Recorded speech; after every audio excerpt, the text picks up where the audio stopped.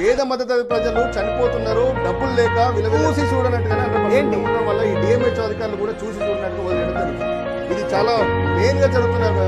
దాని వల్ల పేద మధ్యతరగతి ప్రజలు ఒక వాళ్ళకు ఎంత కష్టపడుతూ వస్తుంటాయి. ఒక కూలి మనిషి 5,000 రూపాయలకు పేద ఇప్పుడు గవర్నమెంట్ హాస్పిటల్లో పిహెచ్ సెంటర్లో పోతేనేమో అసలు లైన్ కట్టి వాళ్ళకు టోకన్స్ ఇచ్చి రోజుకు 100 కంటే ఎక్కువ వేయమని చెప్పి ఉన్నాయి. ఇంకా పెద్ద పరిస్థితి ఏంటంటే డాక్టర్స్ డ్యూటీకి రాక టెస్టులు చేస్తూ లేక మళ్ళీ అక్కడ పోయి లైన్ నిలబడి ఈ రోజు పోయిన రేపు సిమ్టమ్స్ ఎండలో నిలబడి లేకపోతే అక్కడ కూర్చోలేని పరిస్థితిలో మళ్ళీ ప్రైవేట్లో పోతే డబ్బులు లేక ఇంటికి వచ్చి మళ్ళీ మందులు వాళ్ళు డైరెక్ట్ గా ఫార్మసీ మెడికల్ షాప్లకి డైరెక్ట్ గా వాళ్ళకి నచ్చిన తెలిసిన మందులు ఉంటే ఏ మందులు వేసుకొని మళ్ళీ పూట గడపడం, ఆ లోపు వాళ్ళు తిరిగినంతా వైరస్ అంతా వేరే వాళ్ళకి రావడం, ఆ విధంగా జరుగుతుంటే కూడా